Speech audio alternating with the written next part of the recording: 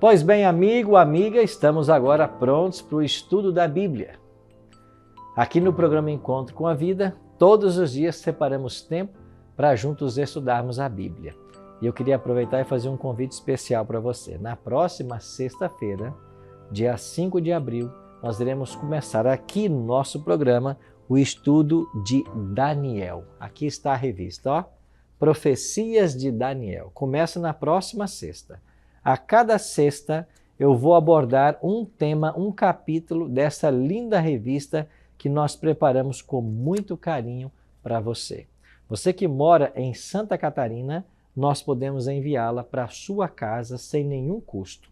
Basta você solicitar agora a sua revista. Primeiro em nosso site, encontrocomavida.tv. Quer pedir no site? Acesse a internet, encontrocomavida.tv e faz a sua solicitação. Você vai colocar os seus dados postais aí no site e alguém da nossa equipe vai entregar essa revista na sua casa.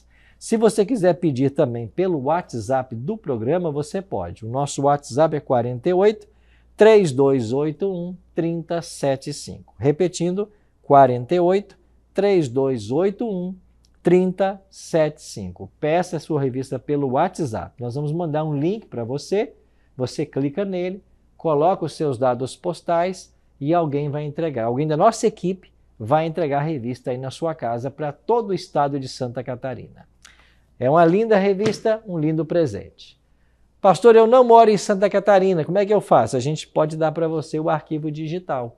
Então você pede pelo nosso WhatsApp que a gente vai enviar para você o PDF da revista. E você vai ter acesso a todo o material. Ou então, acesse o nosso site bibliamais.com.br e faz esse curso de forma online, tá ok? Eu tenho agora mais 2 convites para fazer a você. Quer fazer esse estudo presencial comigo?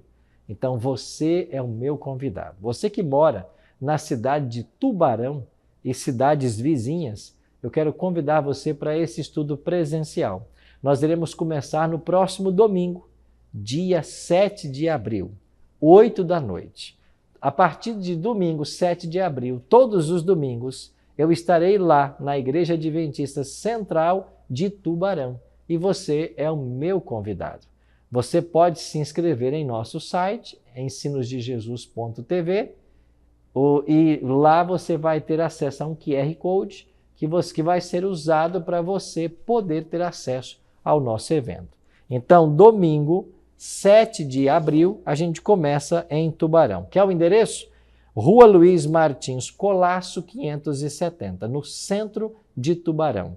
A nossa igreja fica ao lado do Colégio Adventista. E domingo que vem, 7 de abril, 8 da noite, eu espero você lá para esse momento especial de estudo da Bíblia.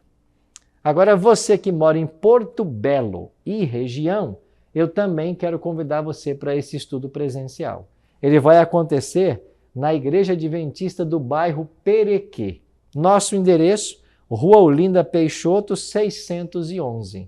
Pegou aí? Rua Olinda Peixoto, 611, no bairro Perequê. Lá vai ser nas quartas. Todas as quartas, às 8 da noite, a partir do dia 10 de abril, tá bem? 10 de abril será a nossa primeira quarta-feira de estudo e você é o meu convidado. Se inscreve também no nosso site, encontrocomavida.tv, tá bem? Você, quando se inscrever, vai receber um QR Code no seu e-mail e é esse QR Code que você vai apresentar na entrada do evento. Combinado? Então está feito aí o convite. Próximo domingo e na quarta, dia 10 de abril, a gente se encontra nesses 2 endereços para estudarmos o livro do profeta Daniel, tá ok? Vamos então dar sequência à nossa série de estudos. Estamos aí na série Nisto Cremos. Hoje vamos então para o nosso 12º tema, aprendendo sobre as 28 crenças fundamentais da Igreja Adventista. Hoje vamos falar sobre o remanescente e sua missão. Esse é o tema que nós hoje iremos estudar. Mas antes, queria convidar você para nós orarmos, pedindo a bênção do Senhor. Ora comigo? Pai querido, muito obrigado por mais uma vez termos a Tua palavra em nossas mãos. Queremos abri-la e estudá-la. Para isso, convidamos o Deus Espírito Santo, que que seja o nosso professor mais uma vez. Pedimos isso em nome de Jesus. Amém. Hoje temos um tema muito especial a estudar. Vamos aprender sobre o remanescente e a sua missão. Bom, a Bíblia fala a respeito de um grande processo de apostasia que surgiria na história de nossa igreja. Uma perseguição da igreja cristã começaria, inicialmente sob Roma pagã, depois a partir da apostasia gerada em suas próprias fileiras, de acordo com Atos 20. E então surgiria o que a Bíblia chama de homem do pecado. À medida que a igreja abandonou o seu primeiro amor, perdeu também a pureza da doutrina. E esse compromisso entre o paganismo e o cristianismo conduziu à formação ou surgimento do homem do pecado, um gigantesco sistema de falsa religião, mistura de verdade e erro. Isso se deu quando a igreja abandonou a palavra de Deus, especialmente lá nos dias de Constantino. Quando entramos no segundo e terceiro séculos da era cristã, a igreja lentamente se afastou da verdade de Cristo e várias heresias começaram a entrar dentro da igreja. Ao invés da igreja evangelizar os pagãos paganizaram a igreja. E isso propiciou o nascimento do homem do pecado. Essa expressão é de Paulo, em 2 Tessalonicenses. E quando Paulo fala do homem do pecado, ele está falando de um imenso sistema falso, religioso, que mistura a verdade com o erro e confunde a mente das pessoas. Nós vamos aprender mais sobre isso hoje. Esse mesmo falso sistema começaria uma grande perseguição sobre a igreja remanescente. Perseguição essa que duraria 12 séculos. Nós iremos ver mais detalhes dessa perseguição. Belisário, general de Justiniano, que foi imperador de Roma por volta aí do sexto século, liberou Roma em 538 e agora o bispo de Roma poderia exercer as prerrogativas de um decreto que ele mesmo havia assinado em 533, declarando o bispo de Roma o cabeça de todas as igrejas. Assim, ele poderia fazer crescer a autoridade da Santa Sé. E assim começaram os 1260 anos de perseguição previstos na profecia bíblica. Você pode conferir em Daniel 7:25, Apocalipse 12, verso 6 e verso 14. Por 1260 anos, a igreja de Deus foi perseguida por esse sistema religioso. 1260 anos, começando em 538 até 1798. E essa perseguição, ela só teve fim porque no dia 15 de fevereiro de 1798, por ordem de Napoleão Bonaparte, o Papa Pio VI foi preso e exilado. Então as perseguições que haviam durado 12 séculos, agora teve uma momentânea paz. De acordo com Apocalipse 13, isso representava a ferida mortal que foi dada à primeira besta de Apocalipse 13. Assim, por séculos, os fiéis filhos de Deus foram perseguidos e mortos. Milhares de mártires depositaram suas vidas no altar do Senhor. Eu queria voltar a essa história com você. Várias questões doutrinárias surgiram nesse período. Por quê? Porque doutrinas não bíblicas que contribuíram para o surgimento do protestantismo e ainda hoje separam protestantes e católicos romanos. Vou dar alguns exemplos. Primeiro, a cabeça da igreja na terra é o vigário de Cristo. Esta baseou-se na suposição de que Cristo tornou Pedro cabeça visível da igreja e que o Papa é o sucessor de Pedro. Estamos falando de um texto do Evangelho de Mateus, onde Jesus declara, Tu és Pedro, e sobre esta pedra edificarei a minha igreja. Infelizmente, esse texto é mal interpretado e alguns atribuem, então, que Cristo estava dando autoridade a Pedro como cabeça da igreja. Bom, no texto grego isso fica muito claro para nós. Jesus disse, Tu és Petros, e sob esta pedra eu edificarei a minha igreja. Petros é Pedro, um seixo movediço. Petra é uma expressão usada para Cristo, a pedra angular que foi rejeitada. Tu és Pedro, e sob esta pedra edificarei a minha igreja, e as portas do inferno não prevalecerão contra ela. Então, Cristo é o fundamento da igreja, vai dizer o apóstolo Paulo. É sobre ele que a igreja foi fundada, construída, não sobre Pedro. Não existe um primeiro papa nesse aspecto. Não existe essa autoridade de Pedro ser o cabeça da igreja. Até porque quando a igreja cristã vai se reunir, ali em Atos capítulo 15, quem é que preside aquele concílio? É Tiago e não Pedro. Haviam outros discípulos mais proeminentes do que Pedro, se alguém quisesse assim pensar. Então, vem a questão também da infabilidade. A reforma protestante combateu tanto o primado de Pedro, quanto a questão da infabilidade papal. A infabilidade da igreja e de sua cabeça. As doutrinas que mais fortemente contribuiu, ou a doutrina que mais fortemente contribuiu para o prestígio e a influência da igreja de Roma, foi a de que ela é infalível. De acordo com isso, a literatura católica atribui prerrogativas divinas ao seu líder. Ou seja, a igreja não falha, o Papa não falha. Então nós temos que olhar muito bem para isso. Uma outra questão é que o movimento da reforma buscou ver a questão do ministério de Cristo no santuário celestial. E esse ministério foi eclipsado por um sumo sacerdote terreno. Em vez de confiar em Cristo para o perdão dos pecados e para a eterna salvação, os crentes fizeram repousar sua fé em papas, sacerdotes e prelados. E daí surgiu a doutrina da confissão auricular. O que ensina essa doutrina da confissão auricular? Que você pode confessar o seu pecado para o sacerdote, para o padre, e ele tem poder de perdoar o seu pecado. Não. Só quem perdoa pecado é Deus. E todo pecado deve ser confessado a Deus. Mas, pastor, a Bíblia também não ensina que nós devemos confessar nossos pecados uns aos outros? Ensina. Quando você ofende o seu próximo, é a ele que você tem que pedir perdão. E aí você se ajusta. Isso tem a ver com a dimensão horizontal do pecado. Agora, todo pecado é ofensivo a Deus, e é a Deus que você tem que pedir perdão. E você pede perdão a Deus através de Jesus Cristo, que é o nosso advogado, segundo a Bíblia. Lembra de 1 João?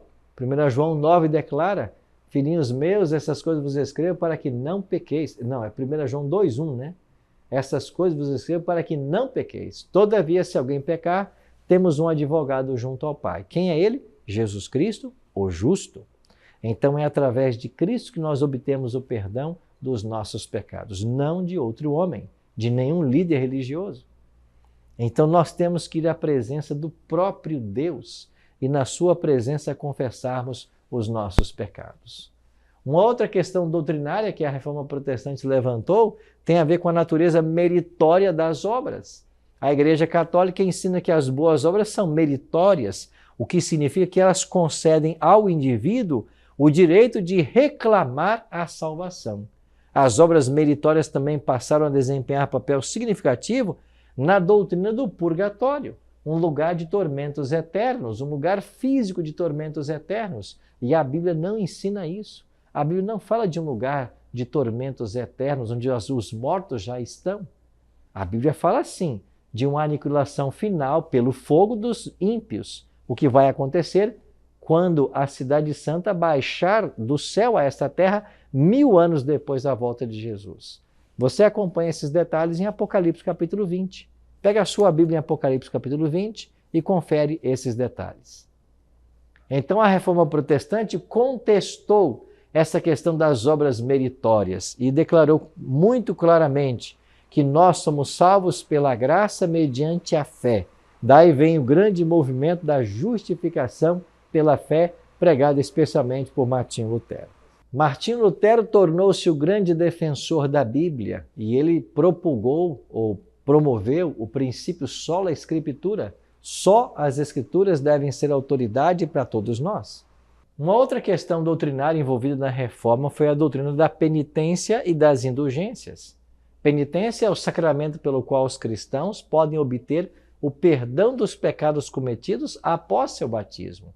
A Igreja instituiu as indulgências capazes de prover a remissão do castigo temporal que ainda ficou pendente face ao pecado depois que a culpa foi absolvida. Ou seja, estava agora uma nova forma sendo implantada para que a pessoa pudesse ser perdoada em seu pecado. Nós sabemos que a culpa só pode ser perdoado, o pecado perdoado por Jesus Cristo, e que nenhum tipo de penitência poderia levar ao perdão dos pecados. Apenas é uma questão de fé, é confessar a Cristo e se arrepender, e é Cristo quem perdoa. É uma obra sobrenatural que acontece no coração humano e independe de qualquer tipo de penitência. Veio depois a questão da autoridade final que repousa sobre a igreja. Então, ao longo dos séculos, a igreja estabelecida adotou muitas crenças, dias santificados e símbolos do paganismo. A igreja, e não a Bíblia, tornou-se a fonte final de autoridade. E este foi um duro golpe para o cristianismo, porque quando você deixa a Bíblia de lado para dizer que a autoridade não é mais a Bíblia e sim a igreja, agora o que é que passa a nos reger? Não é mais um assim diz o Senhor, é o que pensa a igreja através de seus líderes. São as ideias formuladas pelos seus teólogos. E isso, a Reforma Protestante bateu de frente com isso, ao ensinar que nós devemos ter exclusivamente na Bíblia toda a nossa autoridade. E Martim Lutero foi o grande homem, quem sabe a mais poderosa personalidade da Reforma. E foi ele quem fez com que as pessoas dos seus dias vissem esta obra nefasta que estava sendo feita. E então as pessoas estavam sendo levadas por sacerdotes humanos e obras de penitência para longe de Cristo. As pessoas não mais buscavam a Cristo como seu mediador e salvador, mas agora os sacerdotes, os líderes da época. Martim Lutero foi essa grande personalidade que combateu fortemente essas heresias ensinadas pela Igreja Romana. Lutero pregava a respeito de um Cristo vivo. Lutero pregava sobre a justificação pela fé e o grande princípio do Evangelho. Isso foi uma redescoberta e passou a existir novo apreço pelo sacrifício expiatório único e completo de Jesus Cristo, bem como por seu todo suficiente sacerdócio mediatório. E quando Lutero começou a pregar Cristo, a fé em Cristo como sendo para a nossa justificação, Cristo como nosso Salvador, como nosso mediador junto ao Pai, então essas crenças começaram a ser abandonadas e a verdade bíblica floresceu mais uma vez. Mas os desafios da igreja, eles continuam. E ainda hoje há tentativas de se pregar que existem caminhos alternativos à salvação que não Cristo. É por isso que eu e você devemos nos voltar todos os dias para a Bíblia, porque ela é a nossa única regra de fé e prática. Mais um detalhe interessante. Em vez de avançar a reforma, os sucessores dos reformadores originais trataram de consolidar sua posição. Passaram a focalizar sua atenção nas palavras e opiniões dos reformadores, em vez de fazê-lo nas Escrituras. Ou seja, a reforma acabou não alcançando tudo o que poderia, não reformou tudo o que poderia ser reformado, porque a palavra dos reformadores acabou agora sendo mais forte do que a própria Bíblia. Ou seja, primeiro tentaram combater a Igreja Romana dos seus abusos de autoridade, das suas heresias que estavam sendo pregadas, mas o próprio movimento da reforma se afastou. Então a Bíblia retrata agora que pós esse movimento, um remanescente, um pequeno grupo de filhos de Deus que ao longo das calamidades, guerras e apostasia permaneceu fiel a Deus, eles surgiriam no cenário mundial pós-reforma protestante para restaurar as verdades da palavra de Deus. É chamado de remanescente dos últimos dias. João descreve esse grupo em termos específicos. O grupo apareceria depois dos 1260 anos de perseguição e é constituído, de acordo com Apocalipse 12:17, daqueles que guardam os mandamentos de Deus e têm o testemunho de Jesus. o mandamento é claro, são os 10 os mandamentos, né? A lei de Deus. Então, esse remanescente que surgiria depois de 1798 deveria manter a vigência da lei de Deus e também ter a fé ou testemunho de Jesus. Eles refletem a inabalável confiança de Jesus em Deus e na autoridade das Escrituras. Esse movimento remanescente exalta a lei de Deus como ainda vigente, inclusive o 4º mandamento, que requer a observância do Santo Sábado.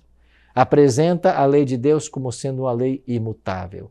E também é definido no Apocalipse como defendendo ou pregando a vigência da lei de Deus e tendo o testemunho de Jesus. Já o testemunho de Jesus, de acordo com João, em Apocalipse 19:10, é o espírito da profecia. Ou seja, o dom de profecia seria manifestado nesse remanescente.